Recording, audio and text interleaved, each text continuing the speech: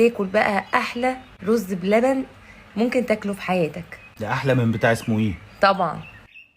بقولك انا هعمل اوردر من عند اسمه ايه ده، اعمل حسابكم معايا. طب واللي يعمل لك بقى احلى من اللي انت هتشتريه من عند اسمه ايه ده؟ اما نشوف.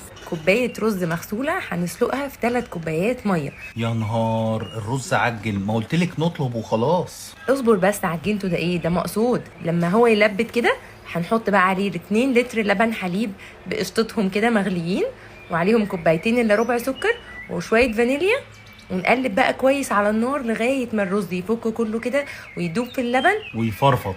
ايوه، كمان النشا اللي في الرز هيتقل شويه اللبن معانا. هنزود بقى دلوقتي معلقتين موارد ومعلقه كبيره قشطه او كريمه لباني، وعلى جنب بقى هندوب معلقتين كبار نشا ذره في شويه لبن ساقعين، وننزلهم بقى على الرز ده ونقلب على النار الهاديه لغايه ما يتقل، ونصبه بقى في الاطباق. نقدر بقى